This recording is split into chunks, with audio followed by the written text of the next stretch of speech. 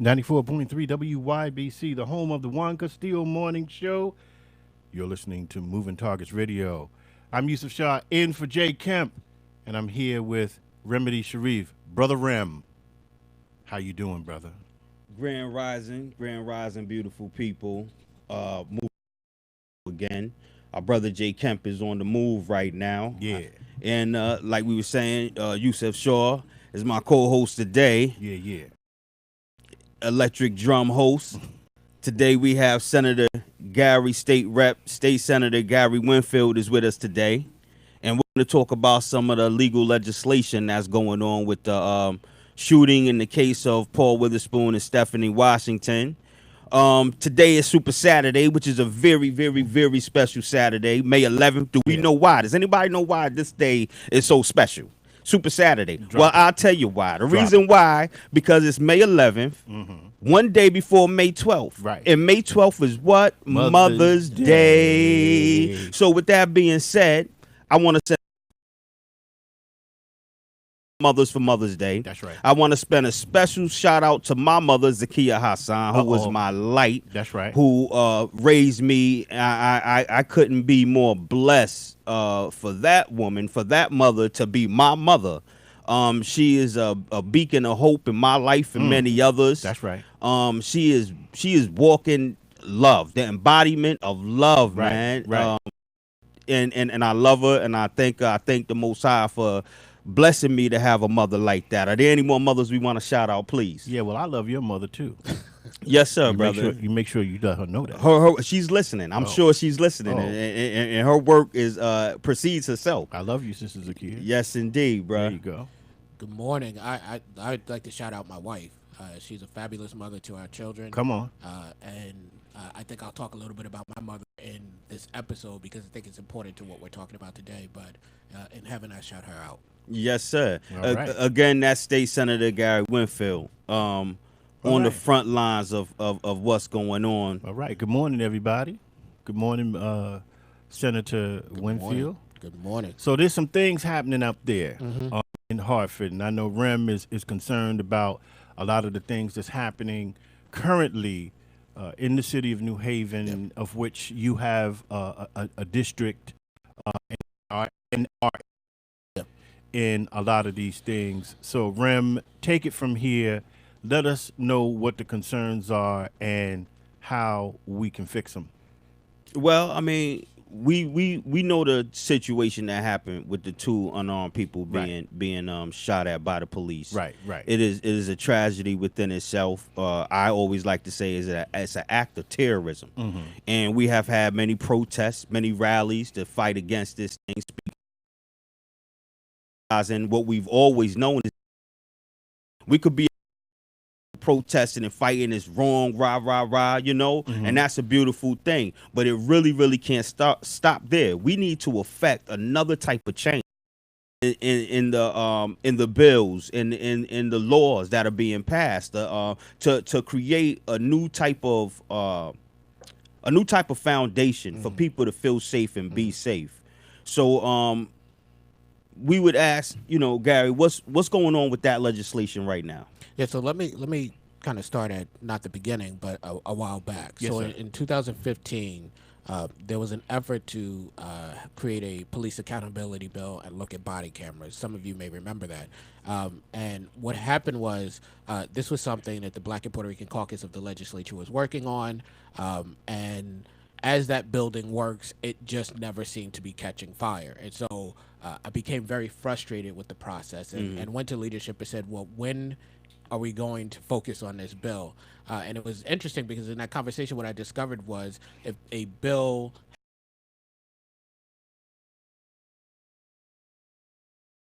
of substantially well along, then we weren't even going to really have this conversation. And as it may be, many of these laws, most of these laws, almost all of these laws are actually written. The concept might come from one of us or from some of the people, but the writing comes from the attorney. There wasn't an attorney available to write the bill, as you might imagine. And so this bill was supposed to die. And I was like, that just can't happen. So I went home over the weekend, and I don't write these things, but I spent the whole weekend figuring out how to write the thing. Came in Monday, handed in the piece of legislation, and they were like, where did this come from? Long story short, that's the beginning of what became that police accountability bill. There was a huge fight on this, and the police unions and the police chiefs and all of the people you might suspect came to the building and took the original version of that bill and watered it down, because that's what happens when you're trying to get something passed, because not everybody's on board. Right. Finished that bill 2017. We're like, we need to come back and try to get some of the stuff that we didn't get in the 2015 bill. Well, that didn't even really get out the gate. We had hearings on it.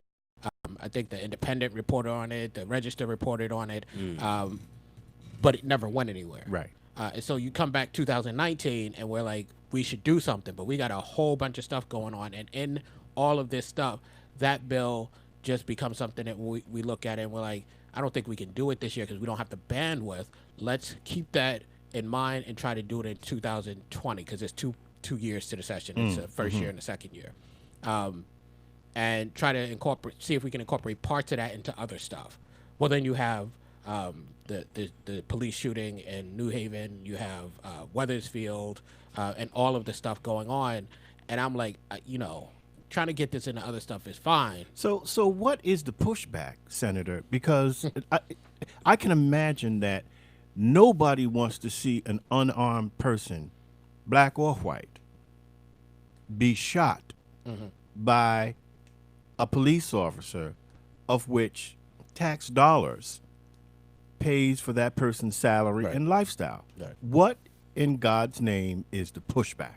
What's going on? I think the pushback originates usually with the police unions and the police chiefs. What do they want? And if I knew that, I'd be smarter than I am. I think it's one of those things where because of the way this conversation has taken place, right? It seems like there are two poles, and there's pro-police and anti-police, and I don't think that even comes close to describing this situation. And so when you enter the building, as soon as you start talking about police accountability, you fall into the anti-police side, which means that you're going to take something from the police. It doesn't even matter what you're actually saying, because what you're saying is not the question here. The question is, are you for the police or against the police? Yes. Which is the wrong question to be asking. Right. I'm for the people, and I'm for police on my Facebook page, but people then say good police and into the conversation about police accountability. Right. It doesn't matter if you're quote unquote, if you're not entered into that conversation and helping me push accountability position, it's simply because leave it as it is. And they have the ability, when they start speaking, for legislators to say, I don't want to be perceived as anti-police. And so they don't come from communities like I come from, and so there's not a push for it. So, and let me help people recognize and understand who we're talking to, because I've done a lot of work myself out in the community. I always consider myself and am a frontline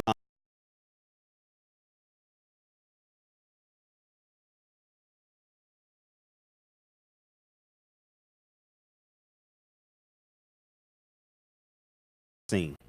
He's one of the main and only politicians that are feet on the ground in the community, really working. And that means a lot, and it's meant a lot, since the first day I met you, seeing the work that you do. These meetings, and you're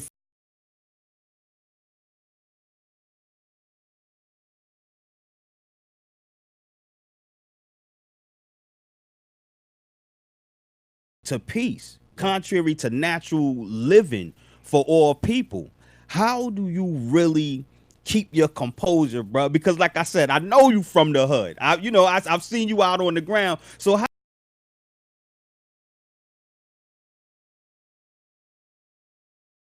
I've made the paper several times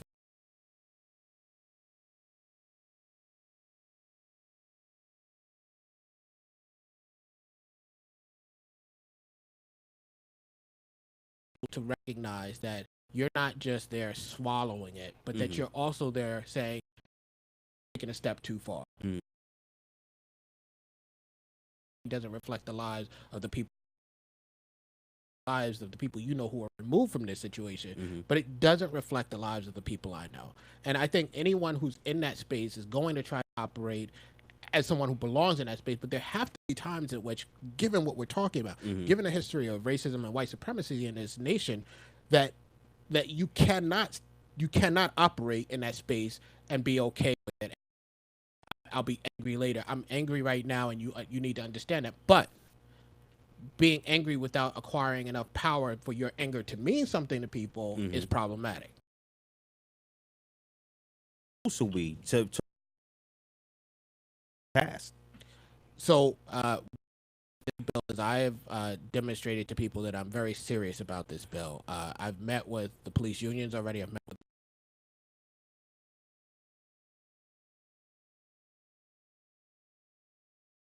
I understand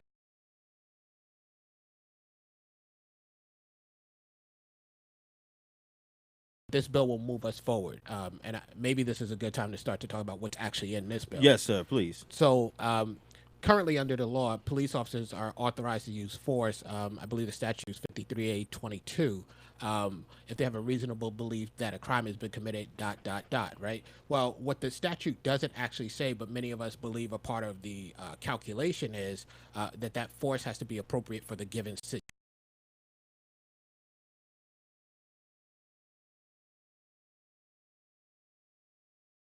Prong test of what the reasonable officer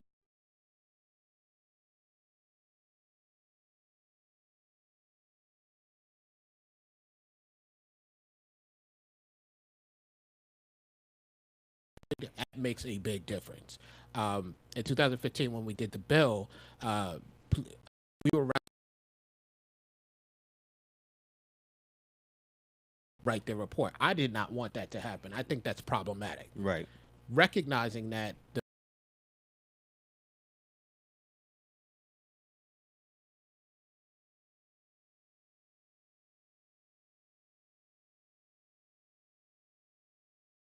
release this video because it's going to jeopardize the case. Now, that makes perfect sense if you aren't handing evidence over to the person who committed the crime. Right. But you forced me to hand the evidence over to the person committing the crime. So what I'm saying now is, since I have to hand the evidence over to the person that commits the crime, once that evidence is handed over, then that evidence should be disclosable to the public. Right. Right. There's no reason at that point not to do it because you wanted to hand that evidence right on over.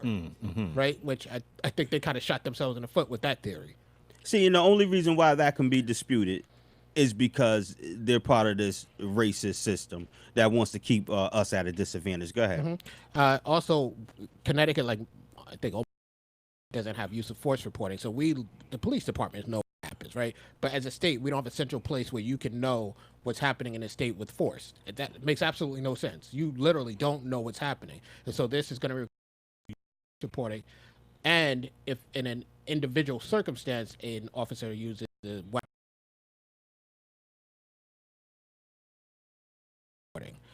this will forbid officers for the sole purpose of stopping the vehicle if their life's in danger, of course, right? And that doesn't mean you jump in front of the vehicle. It also is creating a task force to look at some of the stuff we've never been able to get. Things that people don't think about. So one of the biggest problems that is a police problem that we never talk about is the way that police interact with people from the disabilities community, whether it's a physical or mental disability. So that's going in there. Police pursuit, there's a universal policy that's in place, but it doesn't get updated regularly. So I'm throwing that to the task force to look at when we should update it, what the update should be. There's also, I should say, separate from this bill, and recently ongoing group that's working on police pursuits as well. I just went blank. So, but that's the bulk of what the bill is. So what law enforcement community people are at the table at this time? Because I think it's important to know who we're talking to, and if the community is going to be helpful in this, to know who to write letters to, who to express concerns to, because I would hate for something horrible to happen to some of these people who would never. And now to say, oh, well, we need to start doing something about police accountability, because, sometimes.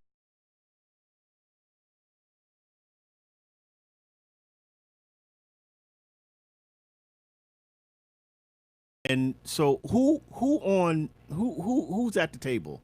So Is it just the prosecutors, or is it police you mean unions? in reference to this bill? Yes. Yes. I'm the table.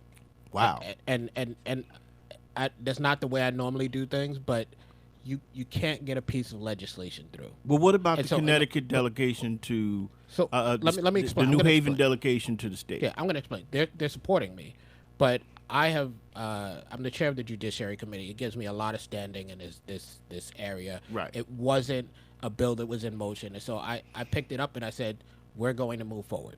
They're informed about what's going on, but I'm doing the meetings with the police. I'm doing the meetings with all of the players who normally intercede here. And I would say this to the public if they're concerned about this, that the people that need to hear from the public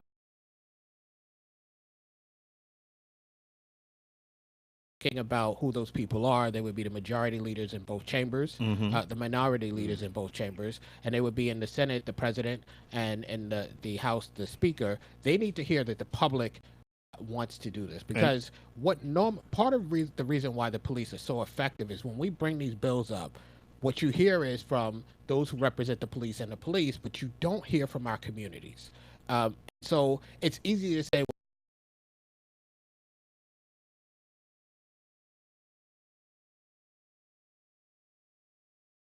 we do something on, if you did something on vaccines, that building would be flooded with people. Right. You do something to take guns away from people, or not even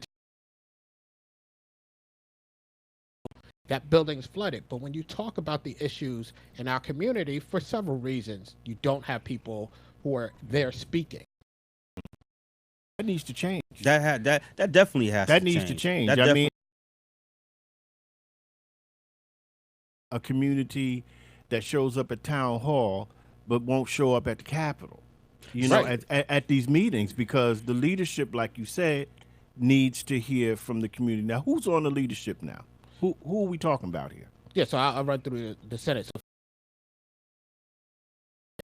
if you're talking about the majority leader, that's Bob Duff from Norwalk. If you're talking about the minority leader, that's Lynn Fasano from the Wallingford area, North Haven area. If you're talking about the House, you're talking for the Speaker, Joe Arasimowicz. He's from Berlin, New Britain area. If you're talking the majority leader, you're talking Matt Ritter from Hartford. And then the minority leader is Themis Clarides, and she's from the Valley, the Derby area. Yes. So, Percentage wise, how many of them are fighting against this bill? it doesn't even work that way. You don't have to fight against it. The tide just rolls over us. Right. So they don't have to actively fight against anything. All you have to do is be able to come back and say, look, we don't. The people, the representatives don't want to do this. They're afraid that it's going to look a certain way. They've heard from their police chief that X, Y, or Z. Because unlike the way I operate, a lot of people there actually take input from their police chief or people of that nature on these issues. I take input from the community because, as you suggested, I met you before I was elected, right? And I was in the streets with you, and I remember we'd be at the corners with Donald Morris and all that stuff back in the day, being out there with the young people. And so I've always had a direct connection to people who are experiencing this. And let's not forget, I'm black, right? Right. And when I'm walking around, people know who I am, but that doesn't necessarily matter because we've seen people of note treated as if they don't matter. Right. And so I understand this experience. And I grew up in a community where my relationship with the police was to be scared to death of them. Right. And I tell people all the time right now, I'm a state senator. There's no cop that doesn't know me because I do all the police accountability stuff and I'm known, but I still to this day do not walk out my house to take the trash out without identification in my pocket. Wow. To this day. There's nothing's likely to happen to me on my property, given who I am, but I will not walk the 15 feet from my door to the trash without that identification because it was ingrained in me in my neighborhood that this won't necessarily save you, but maybe it'll help when that officer engages with you. Right. That is and I was gonna ask you about that. Have you ever been Not have you ever been? Obviously, we know the answer to that. But like you said, right now, when you're an elected official, how do you feel when you're pulled over? As scared as anybody, because I don't know how that ends. Just like any other black, and I actually, it's funny you asked this question because when I met with the chiefs the other day, most of the chiefs recognized who they were meeting with and my disposition on this, right? Okay. And these aren't dumb people, so they were kind of like, we got it, we understand what's happening. But there was one chief who wanted to tell me that all the stuff I was talking about might be true, but what we needed to talk about was how the community interacts with the police and why they're not respectful and on and on and on. And I just sat there listening to him. I'm like, I can't believe you don't get it. And so I said, let me tell you about me. You know me. People in your district know me. I don't live there. You know me because you don't like me. Right? That's why y'all know me. But when I get pulled over by a police officer, even in my city, the first thing I do is I squeeze that steering wheel, right? And my whole body goes tight because I don't know what's gonna happen. And what does a person who is not known, what do they feel? Right. Right. If I'm worried that that's not gonna end the right way, Right. what do they feel? Well, don't they understand that this is not about being anti-police No. or law enforcement, but this is about anti-police brutality and misconduct and police accountability? Don't they understand that? It's a detachment from reality. Don't they But understand they have that? they have a different reality. That's Right. the thing. They don't experience what we experience. They don't, when they get pulled over, if they're nervous, it's because, well, I don't know if I have this thing or that thing, and I don't know if I'm gonna make it out of this. I don't know if Right. my kids are gonna see me again. Right. That's a different thing. And they also, even if they felt that in an instance, they haven't felt that for their whole lives, compounded with everything else you feel being black in this country. So where are we now? With this legislation, and what is it that you believe would be best helpful? Yeah.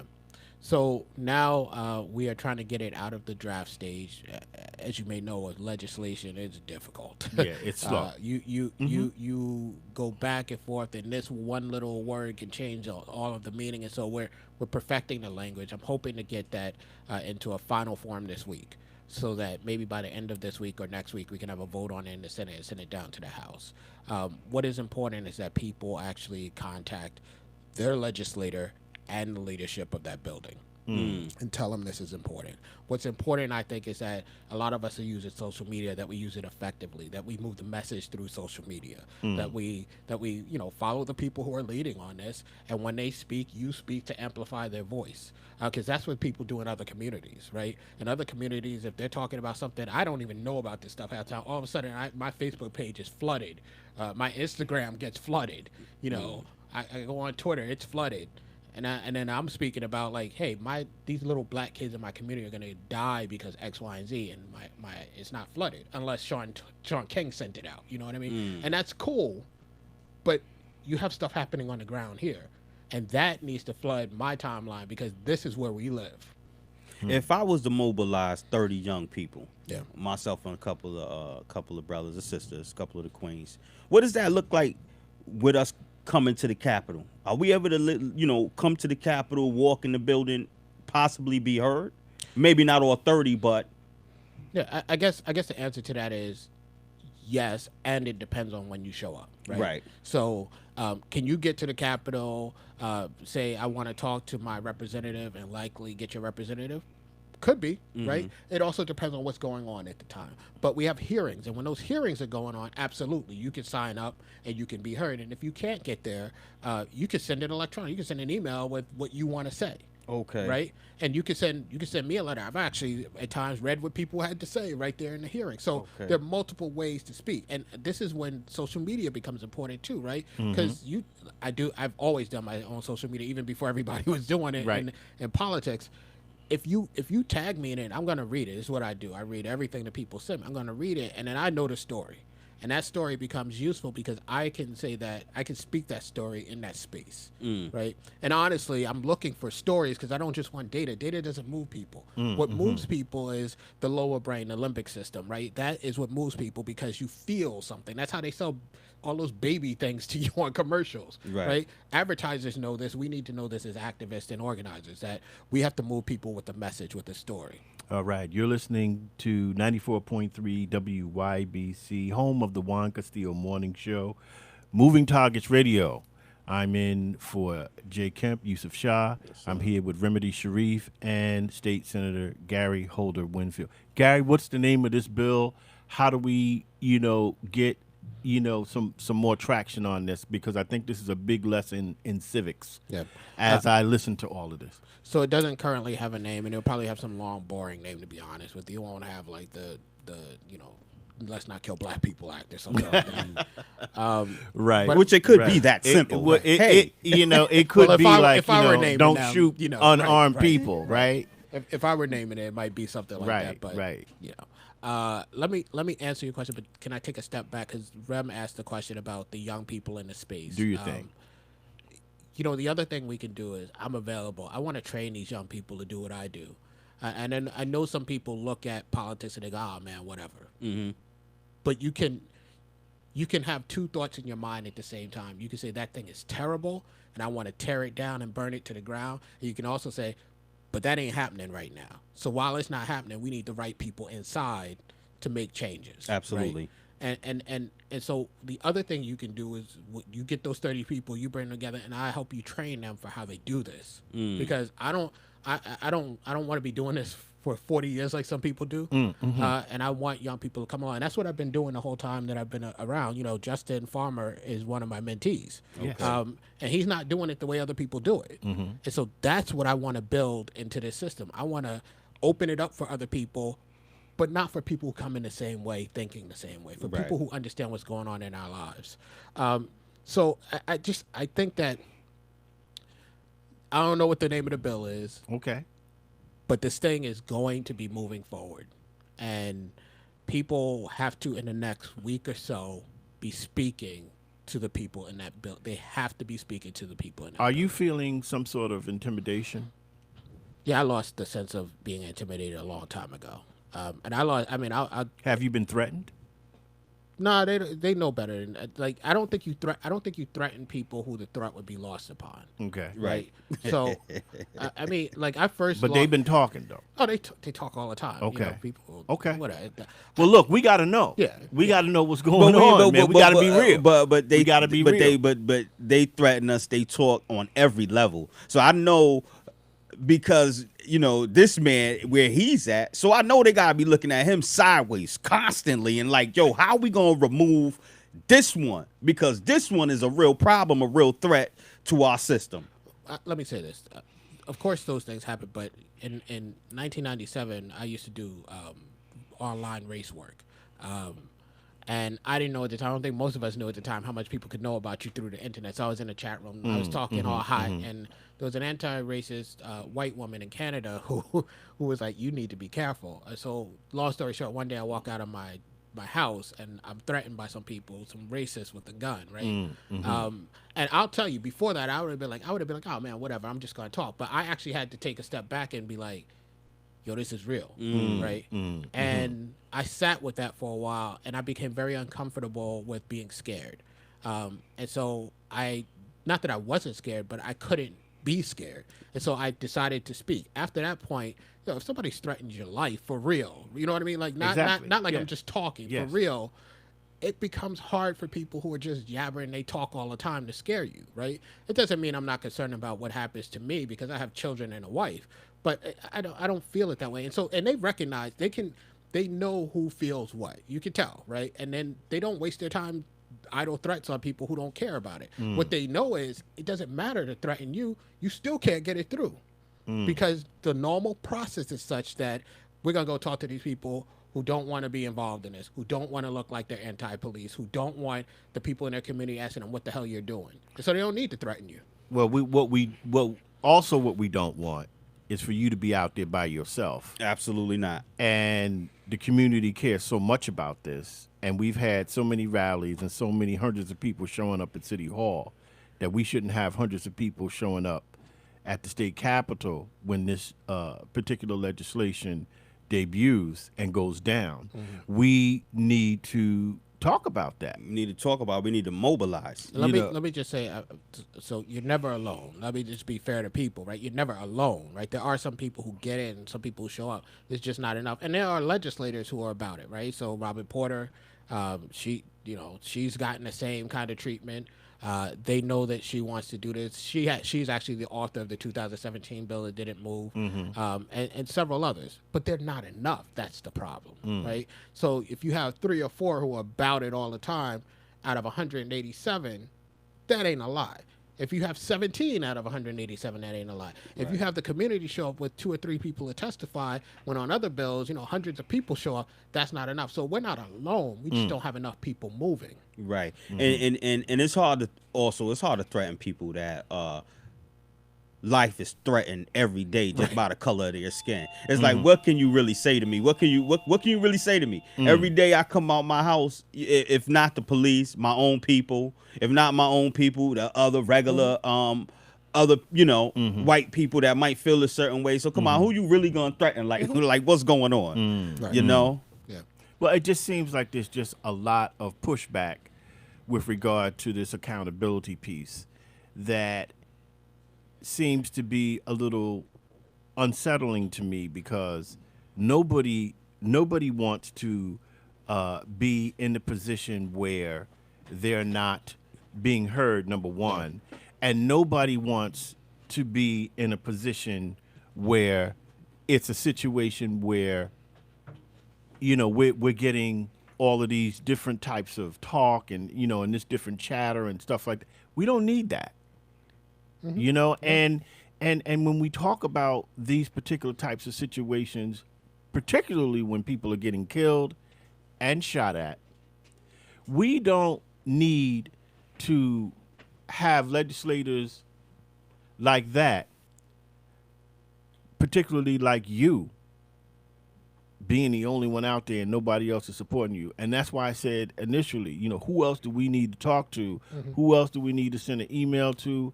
Who else do we need to show up at their office and say, hey, look, this is important. You should be on board with this. You should sign on to this legislation, because, who are these people so that the community can know and we can mobilize that way? Because, I know there's key people up there that if you get, and I know you're in a special position because you were in the House, right, and now you're a senator. So you know who you need. Yeah, and that's Tell us who you need. That's why I said the people that matter the most right now are the people I named off in leadership. Look, at this point, given what's happened, given the way that these things take place, many of my colleagues are like, I think I'm with you, right? I think, yeah. They don't want to fully commit. It's a lot going on. Okay. It's a lot. It's a lot going on. I get it. But there are a lot of things that aren't necessarily so great that are forced down people's throats all the time in that building. Right. Right. I'm happy to force some justice down people's throats. So we need to make sure that the leadership is hearing from enough people that they say, I got to do something, right? Here's a good solution sitting right in front of me, right, to move us forward. It ain't everything, and I recognize we're not getting everything right now, but we need to not obstruct that bill. That's what's got to happen. And if people did that, then you have a completely different conversation than we have been having. And then I can come back later after we get this done and come for the rest of it. And there you go. So you said within the next week, this week coming up, we need to be fighting hard for this thing. Absolutely. So what does this week look like, especially if I'm able to mobilize? I'm going hard, bro. I'm gonna go hard and try to mobilize some young people and literally bring them up to the Capitol.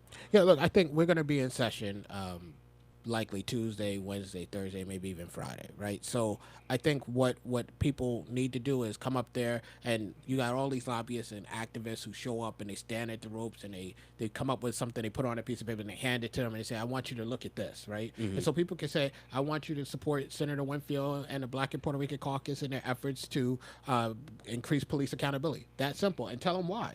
Tell them what's happening in your community. Right. That's simple. And what they begin to say is, this is serious enough that people are here. Right. Right. And so as we Right. come back again, they're like, I heard from these people and they're telling me what happened in the community. I didn't know. Because if you don't live it, you don't know it. Right. I didn't know that. But like, I'm down with you. I'm ready to go. Let's go. Right. Right. And it's not, oftentimes we think about, well, I'm not trained to lobby. I don't know how to do this. It's simple. You just say to people, this is what I want. We take people of all stripes. We take people who come in and, they have basically a dissertation. We take people like, I just need help. Right? And so you don't need to know how to do it. What you need to know how to do is understand your own experience and try to relate that to another human being. Right. This is a beautiful thing, man. Trying to get past some of these barriers, because I myself, I've been one that always looked at the system like, yo, tear it down, tear it down. And I mean that. I was there with you. I mean that with blood running out of my body into the streets. Tear this system down. You understand? Right. And I also came into light of realizing what has to be done. Again, like Senator Winfield said, we could feel like that and sincerely feel like that, but until that is literally able to happen, there's other things that has to be done within the system for our children, for people to survive and live peacefully and live happily. When your wife leaves the house, bro, how do you feel? When my wife or my children leave the house, Yeah. it's all the same. I don't. This is the thing. And I asked that question because I know this was a problem for me. I really want our listeners and people to understand that this man is a senator, state senator. He's not disconnected from what the common plumber, husband, wife, Right. child. He's not disconnected from this. So, sometimes we make that disconnection, like, he knows he's at peace. He don't got to feel like that. He knows his family is protected. Right. How do you feel, man? Listen, I have a wife, I have a 19-year-old daughter, I have a 13-year-old son and 2 1-year-olds, a boy and a girl. When my wife leaves the house, they don't know who she is. When my 19-year-old daughter leaves the house, they don't know who she is. In a couple of years, when my black son is driving, I don't know who he is. Right. And then the 2 coming behind, they're not going to know who they are. And so it doesn't matter who I am in that respect. What I know is they're black, and I know the experience of black people. And so I have to worry about that. I have no choice. I have to worry about that like any other human being who is black, who lives in America. And it's compounded by the fact that I'm the age that I am. Because I remember when in my 20s, when I was in the military, driving up and down from Jersey, from Virginia to New York, and having to go on the Jersey Turnpike. And anybody who knows the Jersey Turnpike in the 90s knows you want to be black driving on the Jersey Turnpike. That's right. And so I have those experiences on top of the notion that something can happen to my people. I mean, if I'm lucky, I get there. Maybe it matters at that point. Right. But I don't know if I'm going to get there. Right. I don't know if I'm going to be lucky. And why the hell should I have to be lucky for my people to leave the house and come back to our house on the corner of Winchester Division? Right. It just doesn't make sense. Right. It really just doesn't. Right. And yet that's our reality. Right. So no, I experience it, and I think you're right. I think a lot of people don't get that you experience that, right? Right. And let me just, this is not what we're talking about, but this is something that I thought about when we were talking about Barack Obama years ago, right? People are like, oh, he's Barack Obama. He's experienced. I was like, he was around that same age, driving up and down the Jersey Turnpike at that time. Nobody knew his mama was white. Right. They just knew he was a black man as far as they were concerned. And so it doesn't matter who you are. It doesn't matter what your pedigree is. None of that matters. They know you black. Right. All right, so we have about 3 minutes left, Rem, so we can, begin to try to wrap this up. We definitely need to mobilize. We definitely need to get some people up at Hartford, because if people in Hartford think that this is not a serious issue, if people in Hartford think that, oh, well, this is just, Senator Winfield's baby and he just wants to push something, no, people in this community are serious about police accountability. And again, it's about accountability. It's not about being anti-police or law enforcement. It's about anti-police brutality, misconduct, and this sort of accountability that is being brought to the state capitol by a brother who understands what's going on, boots on the ground. And he's fighting. Can you give us your social handle and a way for everybody that's listening, and we could pass it on to contact you? Yeah, you can just, I mean, if you're on Facebook, you go to find my name, Gary Winfield. If you are on Instagram, it's Gary Lifts because I like to work out. If you're on Twitter, it's 1010SDDEM, right? Those are the three I use. I used to use others, I don't. Can I just say shout out to Kerry and the people organizing out on the streets? Absolutely. And the Black Lives Matter women, and to all the women who are doing the work that a lot of us men are missing from. I just had to put that out there. Go ahead. Again, happy that's cool. Mother's Day to all the beautiful mothers, the queens. We want to definitely say that we thank y'all. Y'all have helped us through many struggles, many difficulties. It's with your love, your understanding, why a lot of us men, a lot of the kings, a lot of the queens are here today and able to do the work that we do. I want to say to everybody, try to understand what love is. Try to truly try to understand what love is. Love is something that can change the whole situation that we as a people are in. We want all of these things to change, the police brutality, the police accountability. We want these things to change, and we got to start loving and valuing ourselves so that others will have to value us. This is what we stand upon. Again, Moving Target Radio, 94.3 WYBC. Peace. Peace. On the other side, of course, is the electric drum. Yes, sir. And Brother Yusuf. And we're going to be shouting out mothers and talking about motherhood and all those good things day before Mother's Day. The electric drum, baby. That's right.